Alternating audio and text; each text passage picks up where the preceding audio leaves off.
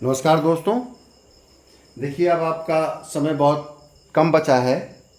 लगभग 10 दिन आपके फ्रूटफुल डेज हैं जिसमें आप अपने पूरे सिलेबस को अब आपको रिवाइज करना है। ऐसे अभ्यर्थी जो पिछले 3-4 महीने से सीरियस थे इस परीक्षा के लिए, उनके रिवीजन का समय है। और जो अभ्यर्थी पिछले 2 महीने से फरवरी से एक्टिव हुए हैं, उनको न केवल पूरा सिलेबस कंप्लीट करना है बल्कि मेरे सारे वीडियो को रिवाइज करना है। तो मैं ऐसे ही महत्वपूर्ण बिंदुओं पर जो आपको परीक्षा के समय ध्यान देने योग्य बातें हैं उन पर मैं डिस्कशन करूंगा, अगर मेरे दिमाग में कुछ आएगा।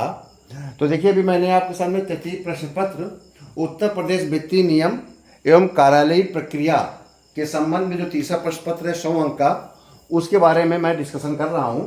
इस प्रश्न पत्र को जिस प्रकार से मैंने तैयारी कराई है, तैयार किया है, लगभग मेरे चैनल में अभी मैंने काउंट किए हैं लगभग, तो मुझे मेरे अंदाजा में 70 वीडियो, लगभग 65 से 70 वीडियो वित्तीय नियमों पर अपलोड हैं और प्रत्येक वीडियो 15 से 20 मिनट के बीच के हैं।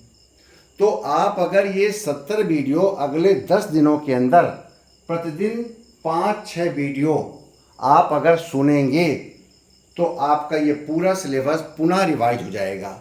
आप अपने सामने रखिए, स्क्रीन को देखिए, आप उसको एक एक सुनिए, कॉपी में नोट करते जाइए महत्वपूर्ण फैक्ट को।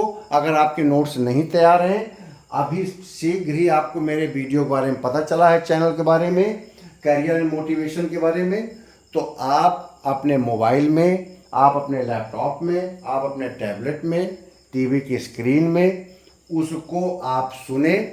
स्क्रीन से जो भी महत्वपूर्ण फैक्ट है उसको आप रजिस्टर में नोट करें, जिससे कि आप 70 के 70 वीडियो अगले 10 दिन के अंदर अच्छे से सुन सकें।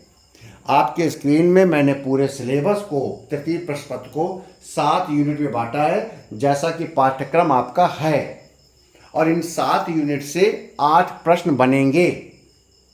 प्रत्येक यूनिट से एक प्रश्न कम से कम बनेगा और एक प्रश्न हो सकता है सभी यूनिट से मिलाकर टिप्पणी के रूप में बन जाए। ठीक है, तो प्रत्येक यूनिट से एक प्रश्न आना है। तो आपको जैसा कि लग रहा था कि मेरे सिलेबस का कौन सा पार्ट छूटा हुआ है और या मैंने नहीं कराया है, तो अभी मैंने रिव्यू किया पूरे सिलेबस को, और रिव्यू करने के बाद मैं देख रहा हूं कि आपका कोई पार्ट नहीं छूटा है। अगर मेरे वीडियोस को गंभीरता से सुनेंगे तो हर प्रश्न का उत्तर उसके अंदर मिलेगा। अभी भी 10 दिन का समय बाकी है।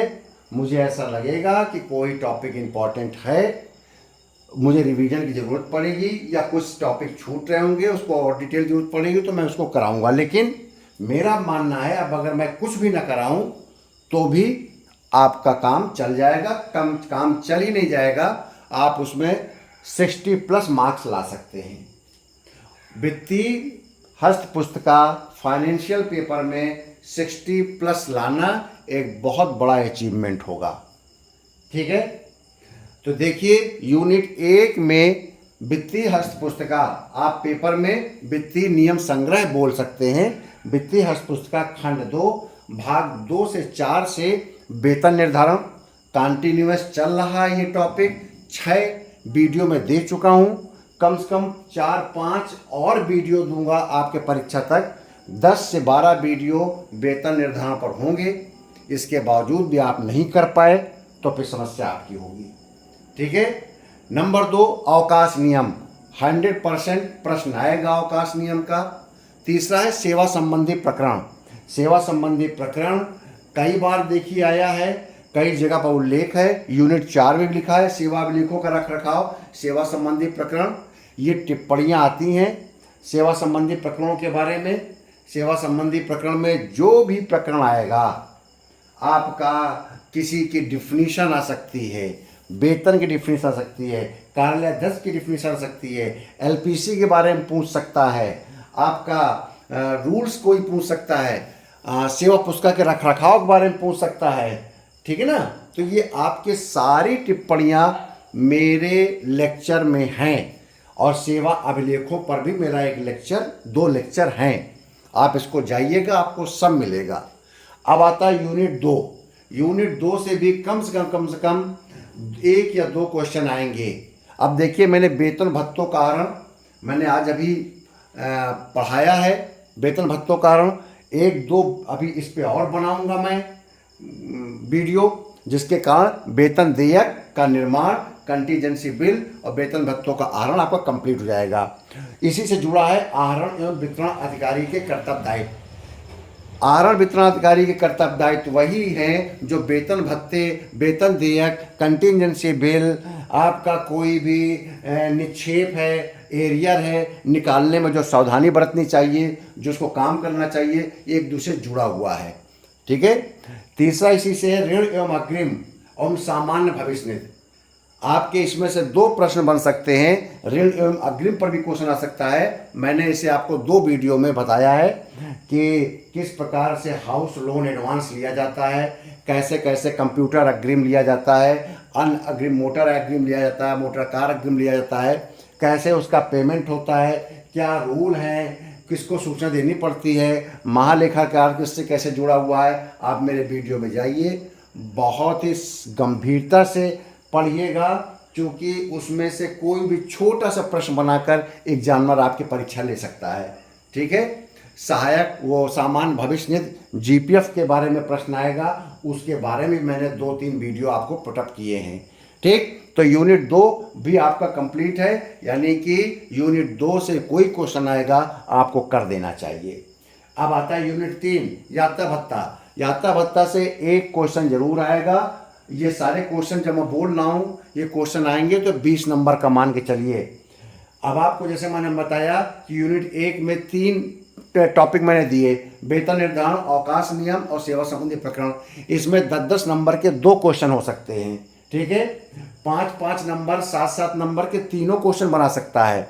ठीक। ये जरूरी नहीं कि 3 में से एक क्वेश्चन आएगा। ये तीनों को पार्ट जो हमने लिखा यूनिट 1 में, इसको एक क्वेश्चन के रूप में दे सकता है।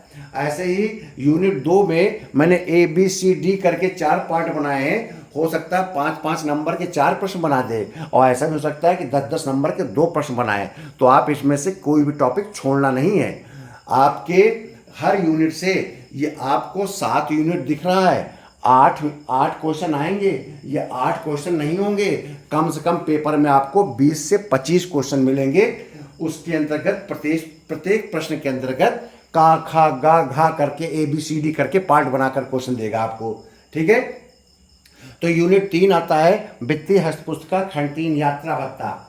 अब आपको मैंने यात्रा भत्ता के बारे में लगभग 5-6 वीडियो में मैंने आपका तैयार कराया यात्रा भत्ता। उसमें आपको सारी परिभाषाएं हैं। दैनिक भत्ता के बारे में परिभाषा है, परिवार के बारे में परिभाषा है, विभागाध्यक्ष की परिभाषा है, सामान्य यात्रा नियम के बारे में है, विशेष यात्रा नियम के बारे में है।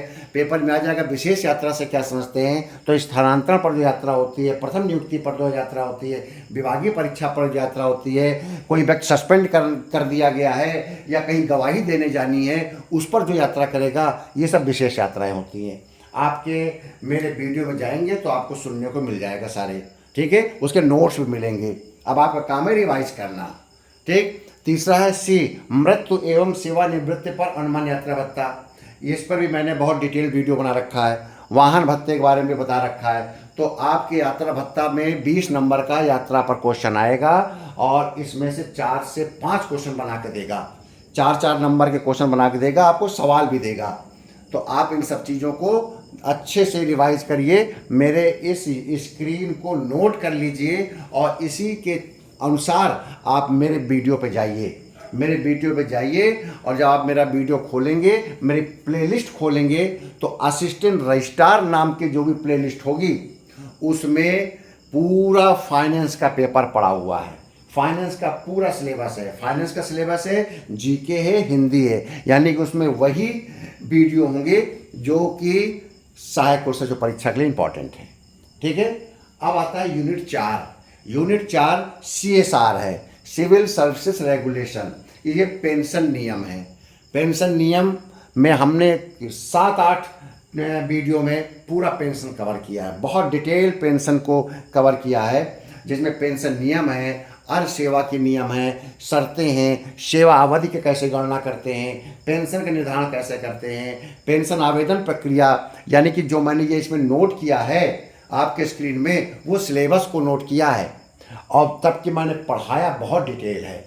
मृत्यु गृष्टि किसे कहते हैं, गृष्टि किसे कहते हैं, गृष्टि का आगरण कैसे करते हैं, सामान्य पेंशन क्या होता है, पारिवारिक पेंशन क्या होता है, रिटायरमेंट के बाद मृत्यु हो जाने पर पेंशन कैसे गणना की जाती है, जीवित सेवा में रहते हुए मृत्यु होने पर पेंशन कैसे रख दी जाती है, परिवार का विवरण क्या है, विधवा बेटी, कुमारी बेटी, अविवाहित बेटी, आपका क्या कहते हैं कि डिवोर्सी बेटी को पेंशन के लिए किस प्रकार से अधिकार दिया गया है, ये सारा आपको डिटेल पेंशन के नियमों में मेरे वीडियो में जरूर मिलेगा।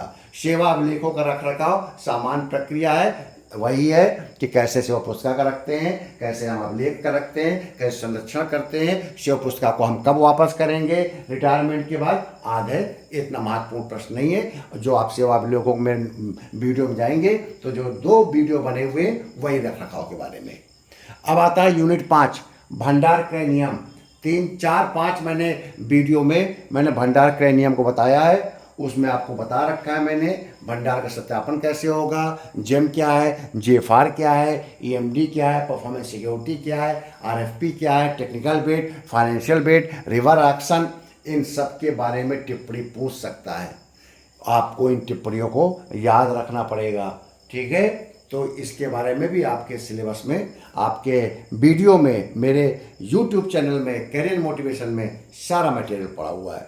अब आता है यूनिट 6 यूजीसी द्वारा प्राध्यापकों को निर्धारित वेतन, प्रोन्नत, इनके बारे में भी आपको पता ही है। मैंने सारे अवकाश, सैबेटिकल अवकाश, इनकी कैजुअल लीव, स्टडी लीव, इन सब के बारे में मैंने आपको डिस्कशन किया है। इनके वेतनों के बारे में डिस्कशन किया है। असिस्टेंट प्रोफेसर को कितना वेतन मिलता है, कितने साल के बाद उसका अगला लेवल मिलता है, कितने साल के बाद वो एसोसिएट प्रोफेसर बनता है, उसे कितने साल के बाद प्रोफेसर बनता है, असिस्टेंट प्रोफेसर के लिए क्या योग्यता रहता है, एसोसिएट प्रोफेसर के लिए उसकी क्या क्वालिफिकेशन है, प्रोफेसर बनने के लिए क्या क्वालिफिकेशन है, एसोसिएट प्रोफेसर बनने पर उसकी मिनिमम सैलरी कितनी होगी, प्रोफेसर बनने पर उसकी सैलरी कितनी होगी क्या, और उसको एडवांस इंक्रीमेंट कब मिलता है एक असिस्टेंट प्रोफेसर को, ये सारा डिटेल में है।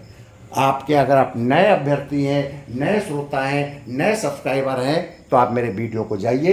पुराने जो मेरे अभ्यर्थी हैं, जो पुराने मेरे स्टूडेंट हैं, उन्हें बहुत अच्छी तरीके से एक एक यूनिट के बारे में अच्छी जानकारी होगी। उनके नोट्स भी बने हैं, क्योंकि कुछ अभ्यर्थी ऐसे हैं जो मेरे टच में हैं, मैंने देख रखा है, उन्होंने सारे PDF बनाकर अपने नोट्स को बहुत अच्छे से व्यवस्थित कर रखा है, न केवल इस परीक्षा के लिए बल्कि भविष्य में सरकारी नौकरी करते समय अगर उनको समस्या आएगी तो उस नोट से उनका काम चल जाएगा। यूनिट 7 कार्यालय प्रक्रिया पर है। कार्यालय प्रक्रिया का मतलब यूनिवर्सिटी जो चिट्ठियाँ लिखता है, आपने अगर हिंदी में मैंने जो चिट्ठियाँ लिखवाई है, साथ में यूनिवर्सिटी को भी मैंने 3-4 चिट्ठी लिखवाई है, 2-3 DO लेटर लिखवाए हैं, परपत्र लिखवाए हैं, एक मैंने आपका यूटिलाइजेशन सर्टिफिकेट का पत्र लिखाया था। तो आपको एक पत्र लेखन आएगा, पत्र लेखन में जो वो कहेगा उसको ध्यान रखते हुए आप भले ही 4 लाइन लिख दीजिएगा, लेकिन फॉर्मेट सही बनना चाहिए। फॉर्मेट का मैंने आपको सारे फॉर्मेट बता रखा है, परपत्र कैसे बनेगा, अशासकीय पत्र कैसे बनेगा, सामान्य पत्र कैसे लिखा जाएगा, उसी को ध्यान रखते हुए आप पत्रों को, आप अच्छे से अच्छे पत्रों को फॉर्मेट बनाने की प्रैक्टिस कर लीजिए। एक रजिस्टर में प्रतिदिन 1-2 पत्र का फॉर्मेट बनाइए, केवल फॉर्मेट बनाइए। अशासकीय पत्र का फॉर्मेट बनाइए, सर्कुलर का फॉर्मेट बनाइए, सामान्य शासनादेश का फॉर्मेट बनाइए, आप नोटिफिकेशन का फॉर्मेट बनाइए, आप जो विज्ञप्ति निकलती है, सूचना निकालता है लोक सेवा आयोग, इसके द्वारा सूचित किया जाता है कि अग्रिम आदेशों तक यह परीक्षा निरस्त की जाती है, और भविष्य में जब परीक्षा का आयोजन होगा तो समाचार के माध्यम से आप सभी को इसकी सूचना दी जाएगी। जैसे ये विज्ञप्ति निकलती है उसका फॉर्मेट बनाइए, ठीक है। तो इस प्रकार के आप 7 यूनिट से 8 क्वेश्चन बनेंगे, और एक यूनिट से एक प्रश्न के अंदर 3 से 4 क्वेश्चन बन सकते हैं। कम से कम 2 लॉन्ग आंसर बनते हैं। अगर वो टिप्पणियाँ देगा तो 4 से 5 टिप्पणी देगा। तो आप मान के चलिए आपके सामने पेपर में 20 से 25 प्रश्न आपको दिखेंगे। 20 से 25 प्रश्न दिखेंगे। अगर मैं उसको देखूं, चलिए मैंने एक रैंडम पेपर उठाया है और मैं देख रहा हूं कि कितने क्वेश्चन 2014 में 1 2 3 4 5 6 7 8 9 10 11 12 13 14 15 16 17 18 19 20 21 22 23 24 25 26 27 28 29 30 प्रश्न बनाए गए थे। 8 प्रश्नों के अंदर 30 प्रश्न बनाए गए थे।